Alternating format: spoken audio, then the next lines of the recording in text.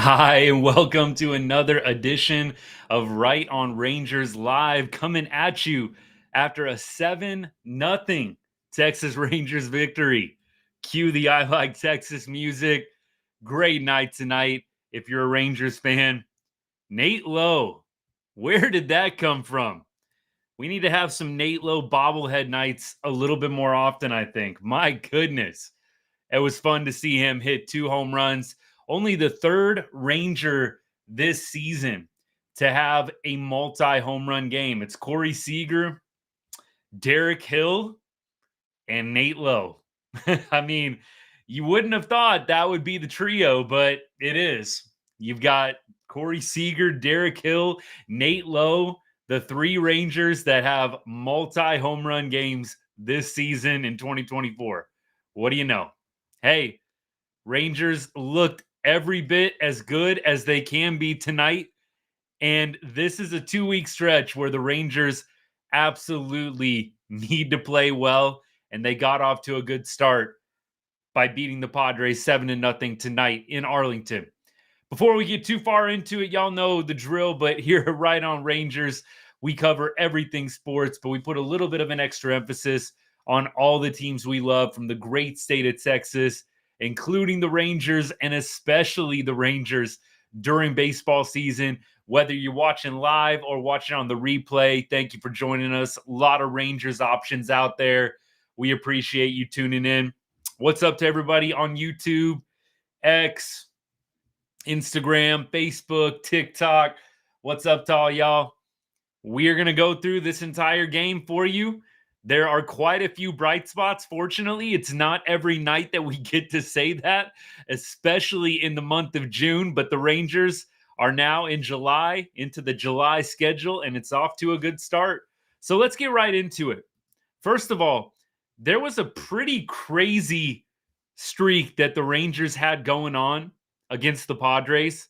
I don't know if y'all heard this or not before the game or maybe during the game.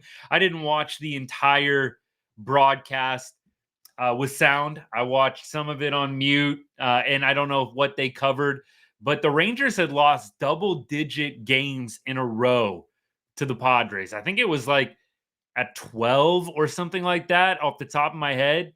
The Rangers had definitely lost 10 plus in a row to the Padres going into this game.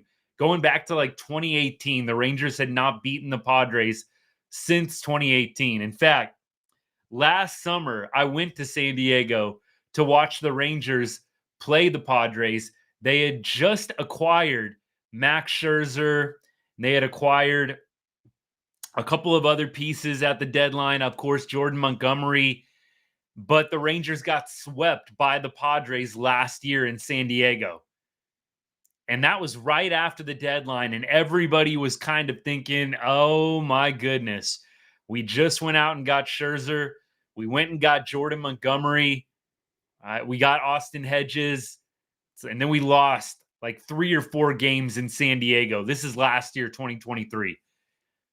And who would have thought that the Rangers, after that moment, would go on to win the 2023 World Series? I can remember it was my little boy, my wife, the three of us were there, and it was just an abysmal effort by the Rangers in San Diego last summer.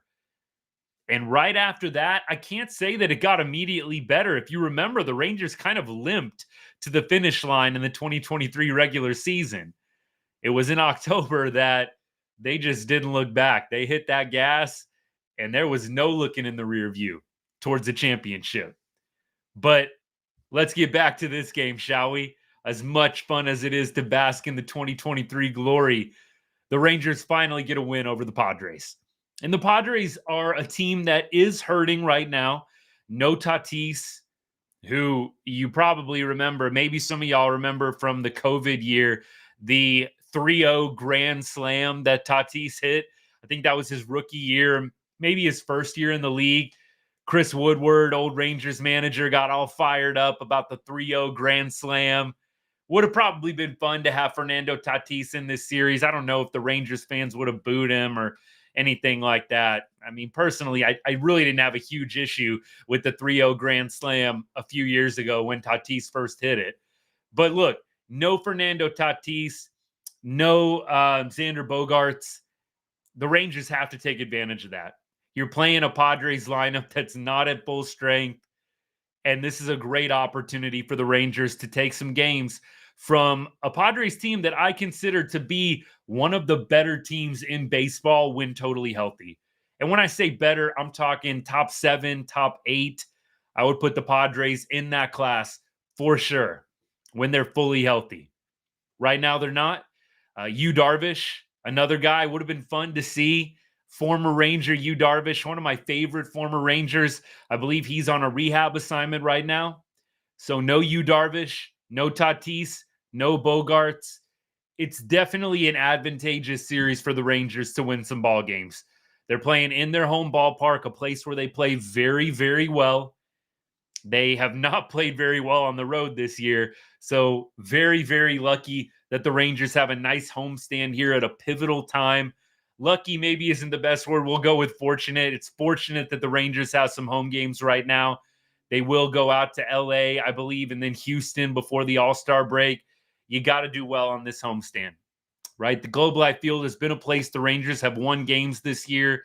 They've got to win games in this homestand because I would love to say the Rangers are going to go dominate the road series next week before the All-Star break, but I think those are going to be some tough series. Anaheim, Ron Washington, they're only a couple games behind the Rangers right now, and they beat up on us the last time that we faced them. I think they won 2 out of 3 games, something like that. So I don't think that next week's midweek series in Anaheim is going to be a cakewalk. So you got to win some games in this series. Have to win some games. I said 4-2 has got to be the standard. If you can go 5-1, if you can go 6-0, my goodness, that would be incredible. But if you can go 4-2, that would be super ideal for this homestand. Anything else, 5-1, 6-0, total icing on the cake. But 4-2, basically win 2 out of 3 each series. If they can sweep a series, even better. I think that this series right now, you've won the first game. You put yourself in a prime position to win this series against the Padres. I always say this. Whenever you win the first game, it's huge. It is absolutely huge whenever you win the first game of a series. Now you've only given yourself 2 chances to get 1 win versus losing the first game and having to win back-to-back games, which, look, isn't impossible, but it's more difficult, especially when you're playing a good team like the Padres are. Tomorrow is the game. I don't mean to put too much pressure on the Rangers or make tomorrow into a way bigger deal than it really is, but tomorrow you're facing a pitcher that hasn't been good. Wednesday, I believe, is King for the Padres. Michael King, who has been very good this season. So tomorrow's the day where you got to win the series. And then maybe you catch King on an off night on Wednesday. But tomorrow, in my mind, is the game you have to win. It doesn't mean the Rangers lose tomorrow and they can't come back and win on Wednesday. Absolutely. But in my mind, tomorrow is the most winnable game of the two. Most winnable game of the two. So hopefully Rangers can come out, build on this offensive momentum. Nate Lowe, oh my goodness. Nate Lowe, can we get that consistently for about the next month, bud? Can we get 1 month of Nate Lowe raking before the trade deadline? I mean, look, I'd love for it to continue past then. Don't get me wrong. Just give me 1 month of Nate Lowe absolutely raking. Please. Baseball gods, please. That is what the Rangers need. If Nate Lowe can be a number 3, number 5 power hitter, that is what the Rangers are missing right now. A guy that can hit for power in the middle of the lineup, first base position, ideal spot for it. Love that Nate Lowe came to play tonight on his bobblehead night. How crazy is that? And how fun is that? Nate Lowe Bobblehead Night tonight in Arlington. And you got Nate Lowe hitting a couple of bombs. You just can't write stories as good as that. Seriously. So Nate Lowe, happy for the guy.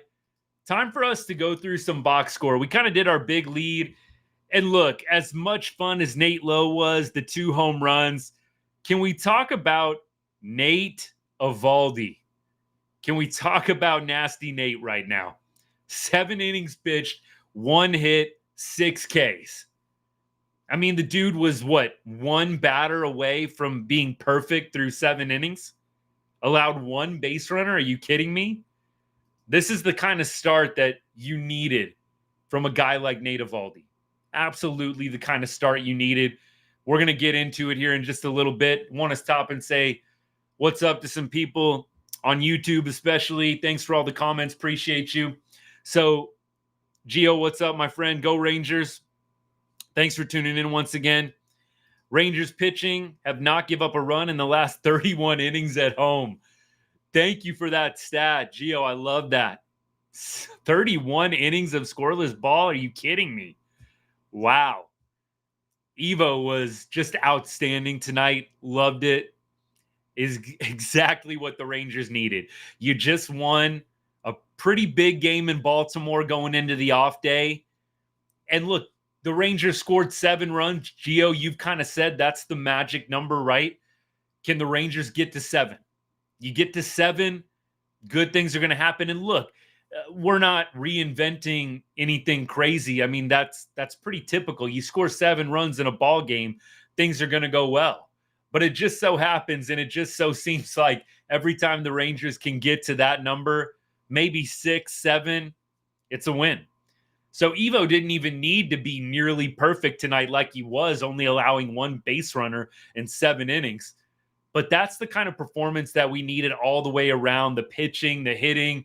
You wanted to build off of that Baltimore win on Sunday. On Sunday Night Baseball, huge offensive outpouring. Wyatt Langford hits for the cycle. Derek Hill, multi-home run game. It was a perfect night for the Rangers tonight to open up the homestand, and you hope they build on it. Joey, what's up? Don't mean to push off your comments or anything like that, but just got on a little bit of a roll. Hope you understand. Dolly's cleats, look, I like the flashy. I like the personality. I've always been a fan of the Adolis Garcia swag. Some people I know in baseball kind of rubs the wrong way, but I'm a big fan of the Adolis Garcia swag. I really am. So I'm a yes on all the different crazy cleats he has. I just think it's fun. Brings new people into the game that might not care otherwise. Love the flavor, love the personality. I'm a fan, no doubt. So Nate Eovaldi, let's get back to him. Let's look at some recent stats on Nate. His last few games look a little bit rough, especially with that Milwaukee. You take away the Milwaukee game, which I think was a weird game. I talked about it after that game. He last pitched on the 26th of June. 9 hits, 5 earned runs. Remember, he gave up the grand slam, but the batter before the grand slam should have been strike 3 out of the inning. Really, Nate was pretty good against Milwaukee if you take away the Bauers grand slam. You take away that Bauers grand slam and the awful Churio inside the park home run, Derek Hill playing center field, kind of made a little bit of a boneheaded play out there. I didn't love the aggressiveness. I know some people did. Agree to disagree. But look, if you take away those 2 things, Nate was really pretty solid against the Brewers. Maybe gave up a few too many hits. But Nate, in his last 3 starts, he has looks like roughly 3.33 ERA. Not bad. Really, really feel like Nate Eovaldi needs to continue to be this version of Nate over the next few weeks, really. If the Rangers want to have a chance to be buyers, you've got to have your absolute best out of a number of people, not just Nate Eovaldi. Glad that he led the way tonight in that regard. And then after Nate, you have Hernandez coming in, throwing 2 scoreless innings. Hernandez down to a 3.98 ERA. I know that at the beginning of the season, I kind of railed on Jonathan Hernandez. He was walking way too many guys. Knock on wood, but he seems to have managed the walks a little bit. No walks tonight. 1 hit allowed, 1 strikeout. ERA under 4. Jonathan Hernandez has been a reliable Rangers pitcher. It hasn't always been pretty, but we have to start calling it for what it is. He's actually been pretty decent for us. And the Rangers bullpen is only going to get better. It's only going to get better. We've got Nate Eovaldi, Max Scherzer leading the starting rotation. You got Tyler Mahle coming back. He had a rehab start tonight. Looked pretty good in the rehab start. We'll kind of go through the minor league game and some of the numbers there. You got Cody Bradford coming back. You've already got Dane Dunning out in the bullpen. You got Jose Urena. At one point, I was saying the Rangers needed to add bullpen depth. I really don't think that the Rangers need to add bullpen depth anymore. I mean, at one point, I felt like you got to go out and get somebody that can take the seventh inning because the Rangers were just getting their butts absolutely handed to them in the seventh inning for most of this season. For a long time, I was saying get a right-handed reliever, somebody that can throw gas. I don't know if the Rangers really need a bullpen piece. If the Rangers are going to go get somebody, go get a right-handed power bat. Go get a right-handed power bat, maybe a guy that can spell Nate Lowe occasionally, DH a little bit. I know it's going to get complicated when Josh Young comes back, but look, right now, there's not a timetable for Josh Young. We got all hyped up.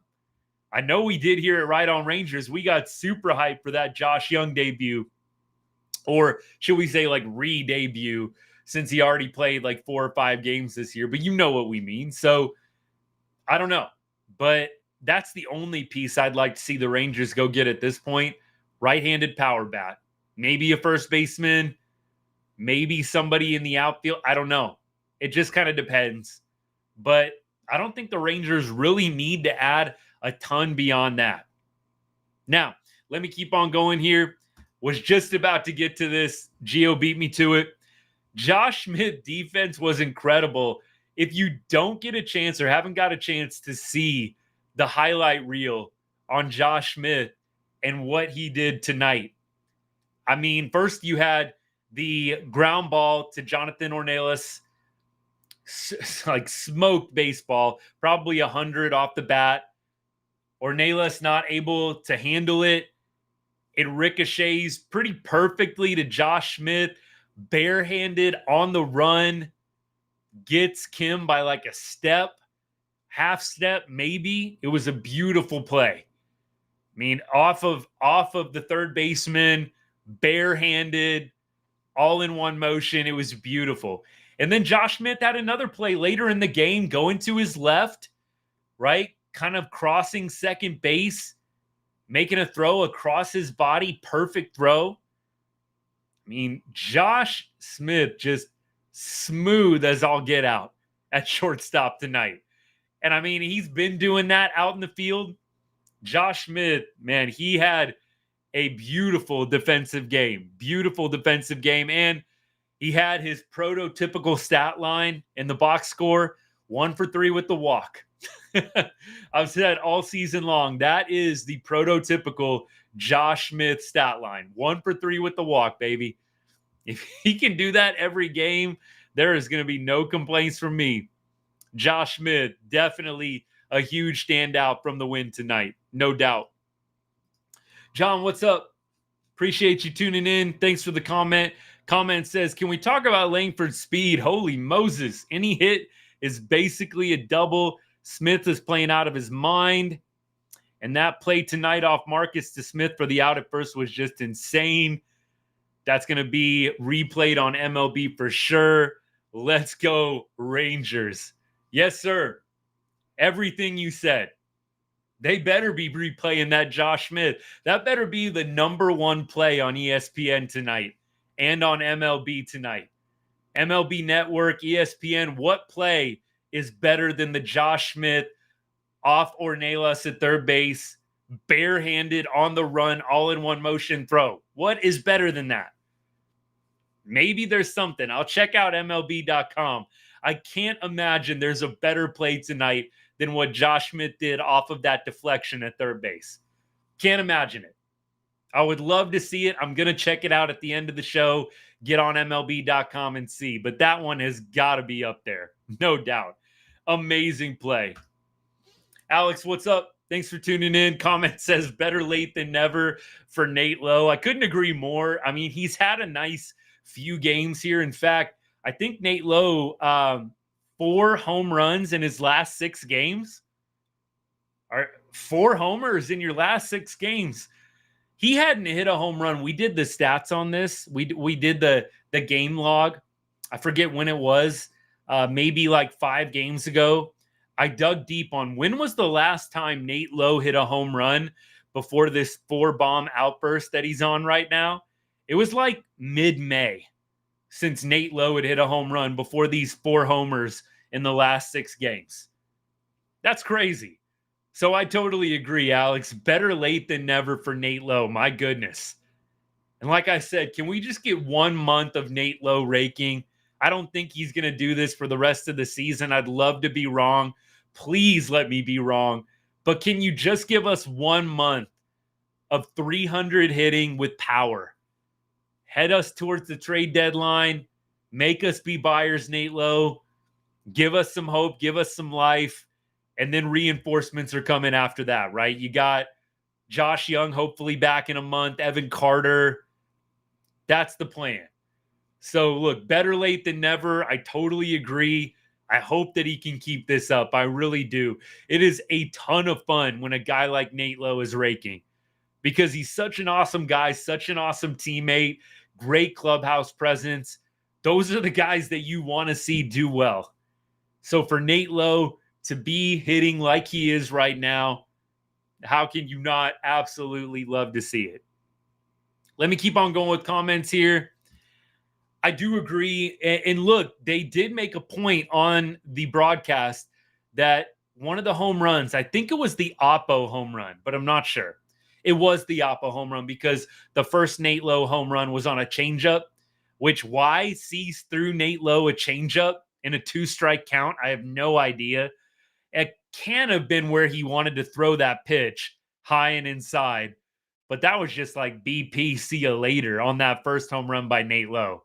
And that was pretty much a no-doubter, I thought, off the bat. And sure enough, landed a few rows deep.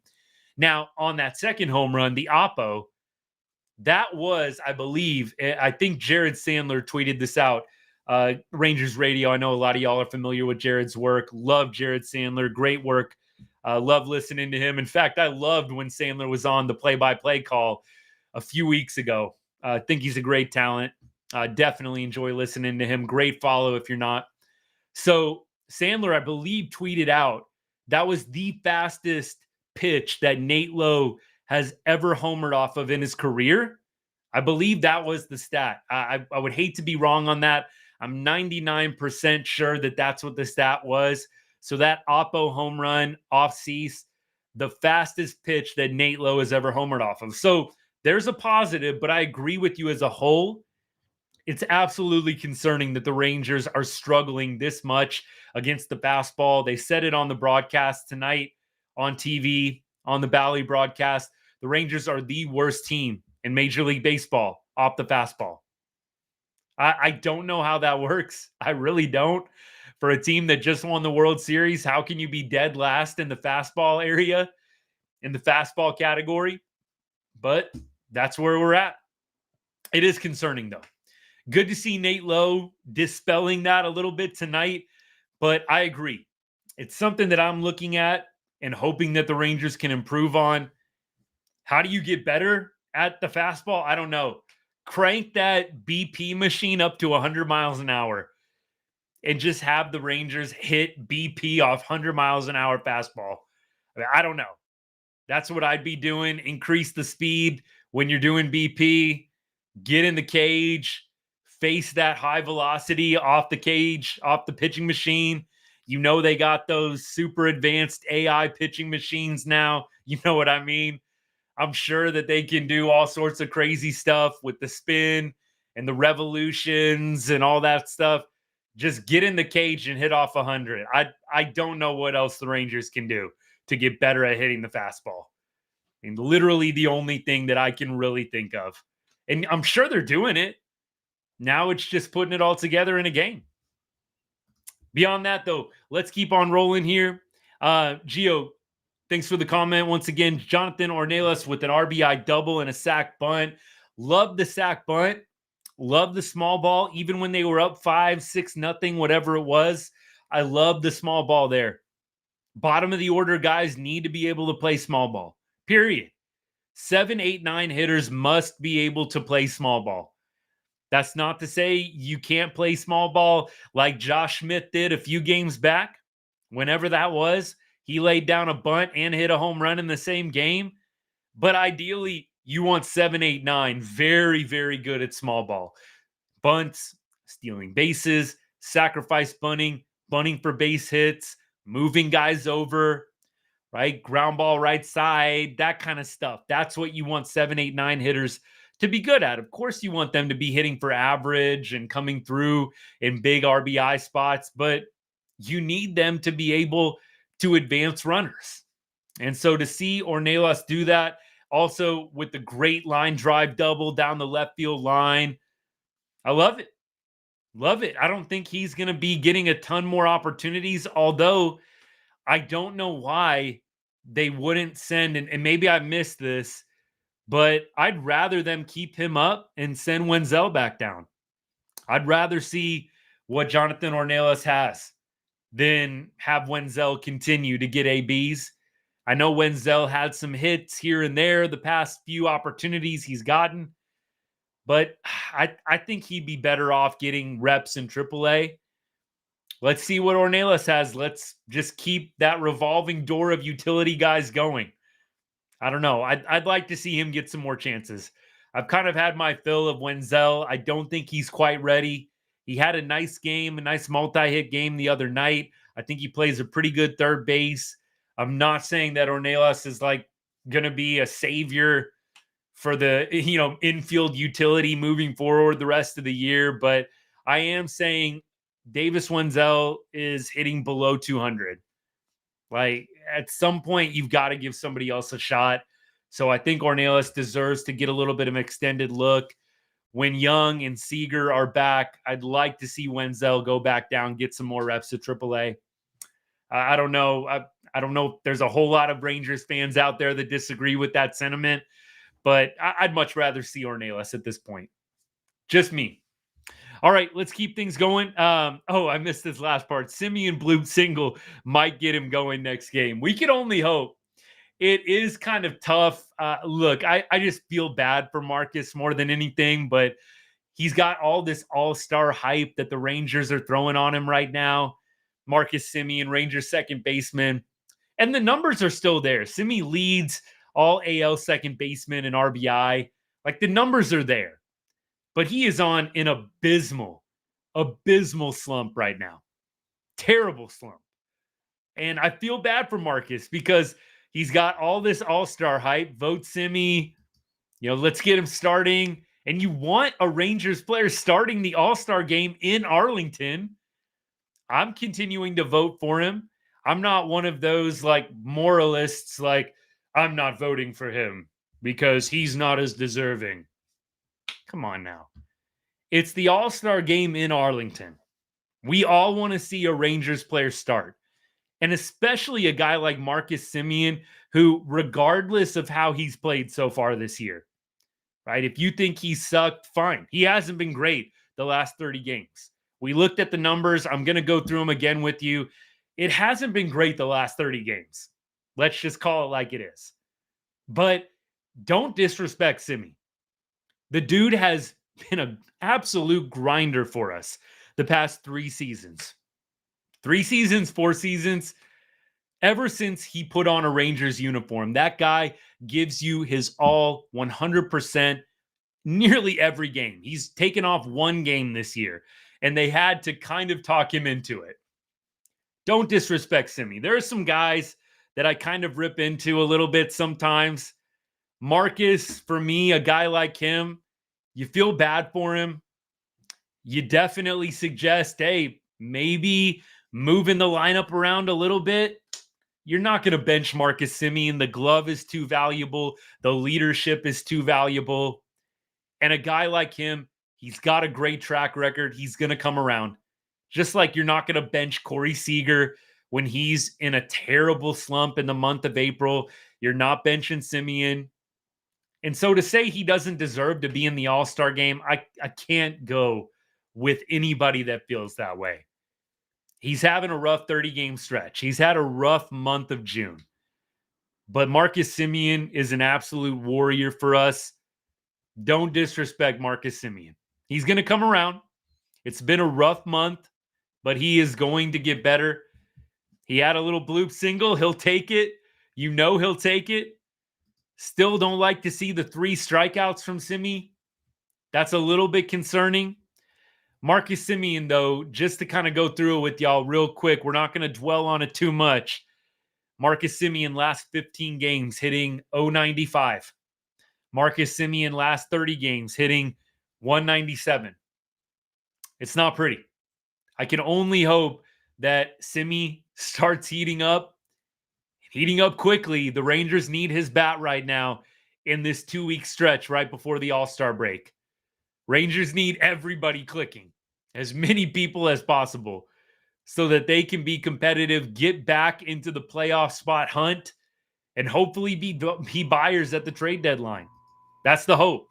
At this point, that's what they need to make their goal, their aim. We'll look at the standings, but you have got to play good baseball, great baseball the next 2 weeks. If the Rangers kick the can, go 500 the next 2 weeks, I can't see them buying at the deadline. It's too risky. You give up prospects and then you don't make the playoffs. Everybody's laughing at you. Look at what happened with the Angels last year. They were going to trade Ohtani. Remember, the Rangers were actually in the Ohtani trade talks. That was really fun for a second there. Can you imagine if the Rangers would have got the Ohtani rental? I mean, you'd like to think they'd still have won the World Series, but wow, that would have been crazy. But back to the point, Ohtani, they decided to keep him. They actually went out, even though they weren't in a playoff spot at the time. The Angels went out and they decided to be buyers at the deadline. They gave up capital in the farm system and it didn't go well. It's a very big risk. The Rangers have to play good baseball the next 2 weeks.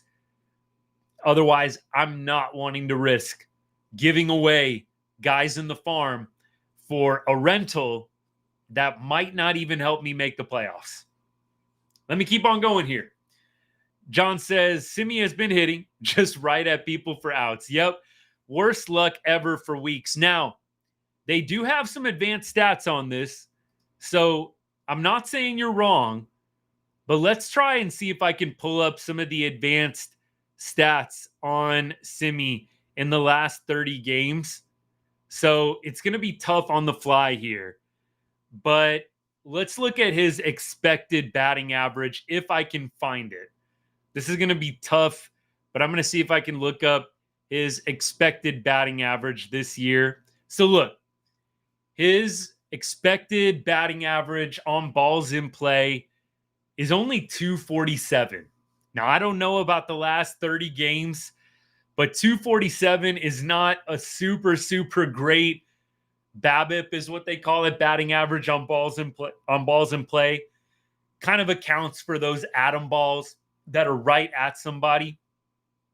I say I'd have to look at the last 30 games to really know whether or not he's getting unlucky. Now, off the top of my head, I would say I agree with you. I do feel like he has had some very hard hit baseballs over the past week that have been right at somebody. The ground ball on, what was that, Saturday night against the Orioles, the primetime game, the Fox primetime, Semien bases loaded, hit like a 95-mile-an-hour ground ball right at the third baseman with the bases loaded. Now, again, I can agree with you on that kind of stuff. The numbers for the season would suggest he's not really getting that unlucky, but I do feel like there have been some really loud outs for Semien in the past couple of weeks, no doubt. Let me keep going here. A lot of comments tonight. I love it. Keep them coming.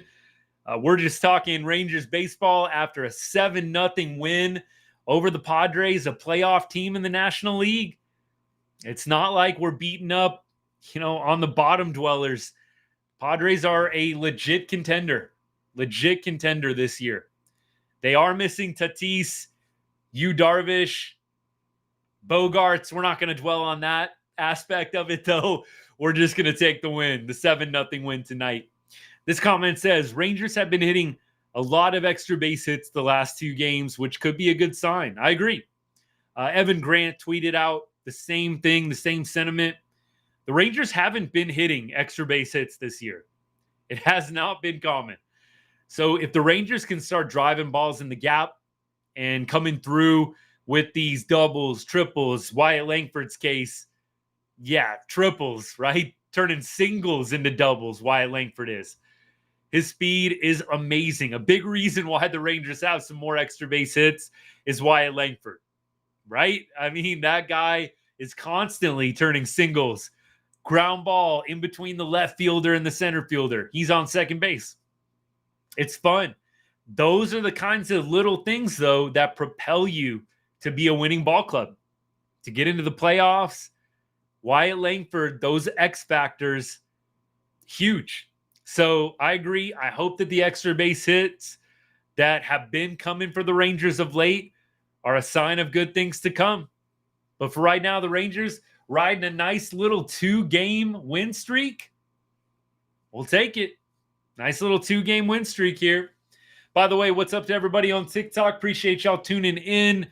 I've got a lot going on here on my live stream. I'm trying to get to all y'all. But thank you for choosing Right on Rangers to chat a little post-game Texas Rangers baseball. Let's go ahead and let's check out the rest of the box score, and then we're going to look at the matchup for tomorrow. So, rest of the Rangers lineup. Doley, 1 for 4. Langford, 1 for 3 with the walk, on base twice. Jonah Heim had a great ball that he drove into the gap for a double. 1 for 4 with the run scored tonight for Jonah Heim. Love that. Jonah Heim could just go 1 for 4 every night. You'll take that. You'll take that from him. And occasionally comes through with the long ball like he did against Milwaukee. Derek Hill, 0 for 4. He DH'd tonight. So a little bit of a cool off for Derek Hill. You know, it's one game. We won't be too hard on him after the multi-home run performance he put on in Baltimore.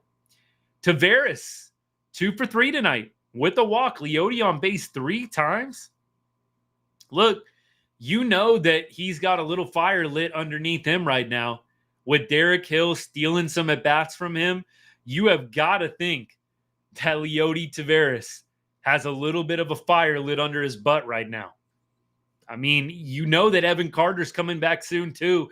I said this on the live yesterday, I think. So you got Derek Hill hitting well. You've got Evan Carter coming back. You're probably going to have a situation where Leote is on the outside looking in for an everyday spot. I think we've kind of seen the last of Leote every day. While Evan Carter is still hurt, maybe he'll still continue to get near every day at bats. But when Evan Carter gets back, if you've got Derek Hill continuing to hit well, plus you're doing the Robbie Grossman against lefties thing, I really can't see Leote getting a ton of everyday opportunities. They're not hitting Leote against lefties anyways. I think the Rangers face a lefty tomorrow. Maybe I'm wrong on that. But Leote getting on base 3 times, love it. Good for him. Good for him because right now he's on the hot seat. You know that the plan is probably going to be for him to be a platoon guy the rest of the year. I hope he takes it personally and keeps hitting. Let's see it happen. But Leote Taveras, over his last 7 games, let's take a peek. Last 7 games, Leote's hitting .353. Now let's contextualize that. He's not starting against lefties. Against lefties this year, Leote has been pretty much terrible. Against lefties, Leote's hitting .194. So Leote has not hit against lefties really his last 7 games. So his last 7 games, .353 average.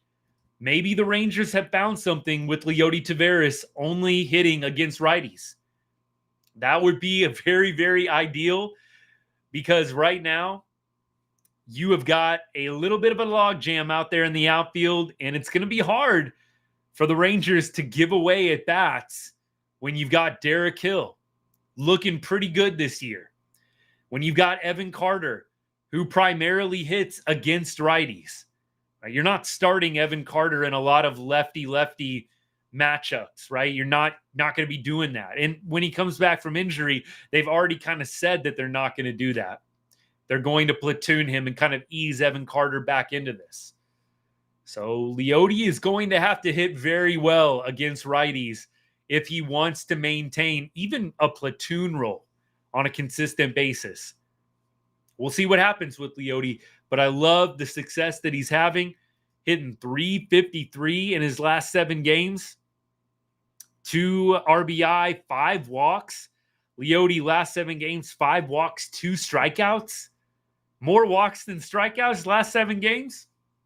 That'll play. That will absolutely play. Now, finishing it out, we already talked about Jonathan Ornelas getting the start at third base tonight, going 1 for 2 with a walk and a sacrifice as well. Sacrifice bunt, very well executed. We talked about the pitching. Evo gets the win. Jonathan Hernandez does not factor into any decisions. No holds, no saves, but 2 scoreless innings from him. You love to see it. By the way, the Nate Lowe home runs, 98 off the bat on the first one, and 101 off the bat for his second bomb. Man, Nate Lowe had such a great night. Nate Lowe Bobblehead Night needs to happen a little bit more often. Can we get a few more Nate Lowe Bobblehead Nights? Please. Please. If that's what it takes to get this guy hitting home runs, make every version of a Nate Lowe bobblehead that you can and do it weekly. I mean, whatever it takes. All right, let me keep on going. We're going to get things geared towards the matchups for the rest of the week. And we are going to preview the people on the bump tomorrow, the pitchers that are going to be on the mound for each team. So I believe the Rangers are going to be throwing John Gray tomorrow. If I'm not mistaken, I'm going off the top of my head. But tomorrow looks like the Rangers are going to be throwing John Gray. That is correct. John Gray, been a little hit or miss lately. Had a real rough start against the Mets where he thought he was tipping pitches. Had a great start the next time out, I believe, against the Royals. And then he had a terrible start against Baltimore over the weekend. So John Gray looking to rebound. We'll see. I think he has faced some of these guys in this Padres lineup quite a bit. Cronenworth hitting 385 off Gray in 13 at-bats. Arise looks like hitting 3 for 5 in his career. Machado just absolutely rakes off John Gray. 364 average, 33 at-bats, 4 bombs from Machado lifetime against John Gray. Peralta, the right fielder, 42 at-bats, 429 batting average. Profar, 3 for 12 lifetime with a bomb. Solano, the third baseman, 5 for 10 with a bomb. So not a super ideal lineup for John Gray to get a bounce back, like great performance out of. You never know, but John Gray has faced some of these guys in this Padres lineup quite a bit, and it hasn't gone so well. So we're feeling a little bit iffy about John Gray tomorrow. Now, if what he did against Kansas City after a terrible start against the Mets tells you anything, we think John Gray is a bounce back kind of pitcher. He has a bad start. He's going to make adjustments, and he's going to pitch better the next time out. He feels like that kind of guy. He's kind of been that exact way for most of his career. So for John Gray, I think he's going to come back and do better than he did against Baltimore. It can't be much worse than 3 or 4 bombs, whatever he gave up, 3 bombs against Baltimore on that Friday night or Thursday night, whenever it was. Hopefully, he will have some different plans of attack against guys like Machado, Peralta, Solano, guys that have hit really well off of him in their careers. On the other side, the Padres, I said they were going to be throwing a lefty. No, I lied. They are going to be throwing a right-handed pitcher. Is it Mazer or something like that? He's not pitched very well. He's got a 7.25 ERA. I'll look up the pronunciation later. Adam Mazur or Mazur, something like that. 7.25 ERA on the season. Last time out, he was facing the Nationals. 5 innings pitched, 4 earned runs. Before that, Milwaukee, 4 2/3, 5 hits, 3 earned runs. Before that, New York Mets, 3 2/3, 2 earned runs, 6 walks in that Mets outing. So I think tomorrow the Rangers have a good opportunity to stay hot offensively. They had a great game to finish out in Baltimore. Great game offensively tonight. Let's see it happen tomorrow. I said at the beginning of the live tonight, tomorrow is the opportunity to win the series. You're facing a guy that has not been good at all of late. You want to take advantage. The Padres are throwing one of their better pitchers on Wednesday. Not to say the Rangers can't get a win Wednesday, but tomorrow is the game you want to win. You want to give yourself a chance to sweep on Wednesday. Takes a little pressure off of you going into the Rays series this weekend. If you only win one game after a sweep in that Rays series, you still go 4-2 on the week. Very respectable. That is what the Rangers need to go this week. They have to find a way to go 4-2. If they want a chance at continuing to stay competitive for a playoff spot and to potentially be buyers at the trade deadline, or how about this, just to not be sellers, right? Maybe the Rangers don't make any deadline moves, but just don't be sellers. Stand pat. The worst case scenario is you got to trade away guys like Evo, Heaney, Lorenzen, Robertson, Yates, guys who are all on expiring contracts that you could probably get decent value for. I think every guy I just named, you're not getting like a top prospect because they're rentals. And the way MLB has gone, you're really not giving away a big time prospect for a rental anymore. Not that before, the last 5 years that was really happening, but I do feel like you saw it a little bit more in the early 2000s than you do now. I still think the Rangers can get quite a bit of good value out of any 5 of those pitchers that I just named, but I surely hope it doesn't come to that. So hopefully the Rangers can stay competitive enough to not be sellers or maybe to be buyers if the right deal comes along. We'll trust that CY is going to make it happen one way or another. Frankie, what's up, buddy? Thanks for tuning in. Appreciate you. Hope you're having a good summer. Thanks for watching, bud. Appreciate it. Now, let me go ahead at this point and start talking through scores around the league, particularly the AL West. So right now, we've got the Mariners playing the Orioles in Seattle. Orioles are currently leading that game 2-0. Top of the 7th, they have runners on first and third with 1 out. That sure would be nice if the Orioles could help us out a little bit, beat the Mariners tonight. Again, top of the 7th, Orioles beating the Mariners 2-0 in Seattle. Angels are in Oakland right now playing the A's. A's are leading 4-1 in that game. It's in the bottom of the 6th. Of course, the Angels hot on the Rangers trail, and the Angels and Rangers will play each other a week from today in Anaheim. That's going to be a pretty big series. Did not have that on my calendar as being a big series for the Rangers, but with how close Anaheim actually is to the Rangers in the standings, Rangers kind of have to be like good in that series and not take that for granted. They've got to go out to Anaheim and play some good baseball because Ron Washington has those guys playing respectably. I mean, I must admit, I love Ron Washington. Was sad when the Rangers let him go. Know he had some personal stuff going on still. Was sad when the Rangers let Wash go. I think that he's doing a great job considering he lost out on Mike Trout at the beginning of the year with a knee injury. Ohtani obviously leaves. Rendon is Rendon. I mean, he is really doing a great job keeping the Angels within striking distance of 500. But I'm not shocked. Wash is a great coach. Angels losing, though, 4-1 tonight, bottom of the 6th in Oakland. And Astros lose to the Blue Jays 7-6 in Toronto. So it's a great night to be a Rangers fan. Rangers win 7-0. Astros lose 7-6. Mariners look to be potentially, knock on wood, losing.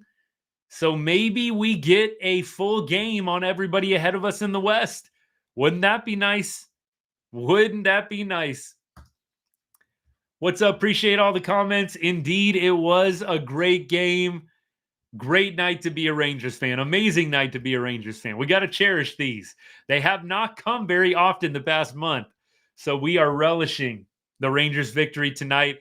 Look, I'm not either. The comment is, I'm not afraid of the Angels. And look, I agree. They've just been the Angels bad for a number of years now. That being said, I think that they, under Wash, are going to turn into that pesky team that doesn't necessarily have an outstanding elite record, but just is going to play you tough and make you earn it. And I think we saw in the series against the Angels earlier in the year, it's not going to come easy. So, look, am I scared going out to Anaheim to play the Angels? No. Do I think the Angels are going to give us a run for our money and play that series competitively? Absolutely. I think Wash will have them ready to go. You know, there's a little extra motivation. You know, the players are playing for Wash against his former team. So there's no fear, but there's just a respect there. We'll say that. There's a respect, at least for me.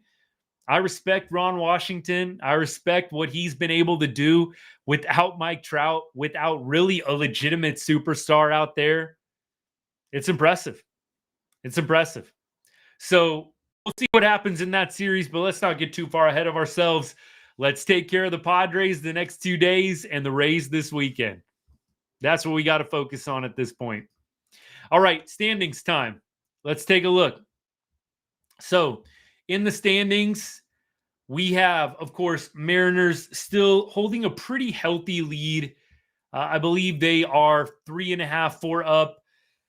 My computer is being a little slow for me. But right now we have got Seattle up 3.5.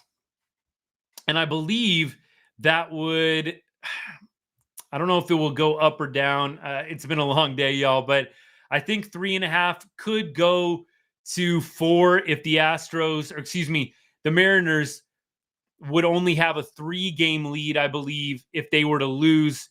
They would have a 7-game lead over the Rangers with a loss, 9-game lead over the Angels, 17.5 or 16.5 game lead over the A's. So Rangers are probably going to be something like 7 games back of the AL West if the Mariners go on to lose.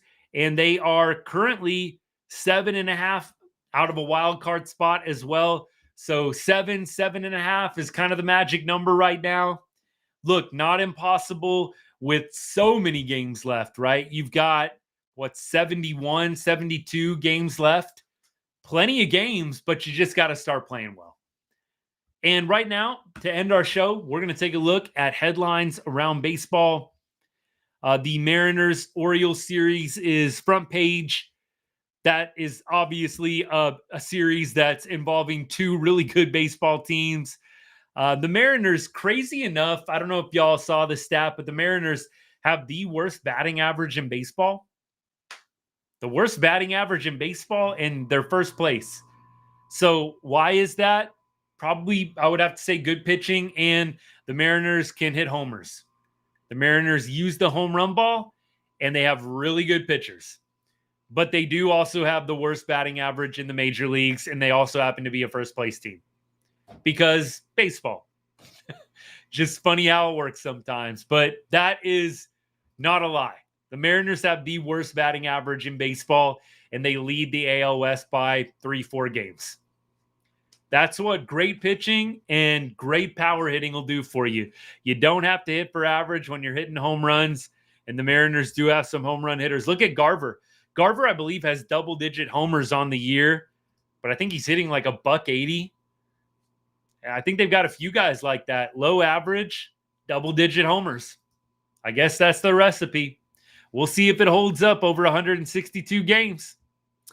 Lot of all-star pushes, stuff like that, just sifting through all the headlines here. Rangers are going to be having a few guys represented in the Futures game. That'll be fun. I'll be tuning into that MLB Futures game that takes place, I think, the day before the All-Star game or a couple days before the All-Star game, I think, since Home Run Derby is the night before. So that is pretty much front and center. Let me see if we've got anything else good here. No Josh Smith. Amazing shortstop play. I'm a little disappointed.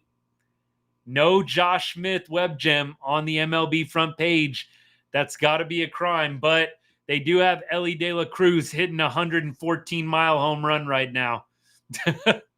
I mean, I guess that's front page worthy. Ellie De La Cruz, man, that dude just is fun to watch. Another example, kind of like Langford, of a player, super fast, has some pop. Those guys are the most fun to watch. So Ellie De La Cruz, 114-mile-an-hour home run.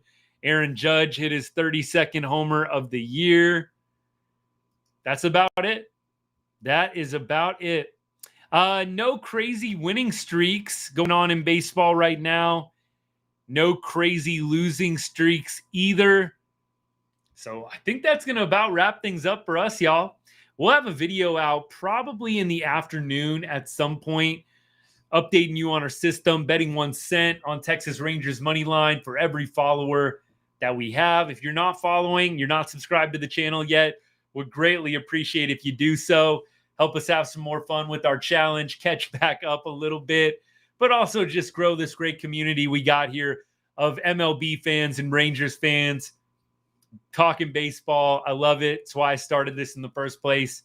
And if you know somebody that loves baseball, loves the Rangers, send them one of my videos, tell them about the channel. I would greatly appreciate it. Be very grateful for it. Well, let me check comments one more time before I get out of here. But I think we're about to call it a Tuesday night here. And we'll be back at y'all tomorrow post-game after hopefully yet another Rangers win. That is the plan. And as I always say to end every show, God bless. Go Rangers. Hope y'all have a great rest of your Tuesday. Looking forward to catching you hopefully another live this week or sometime on the replay. Until next time, we'll see you.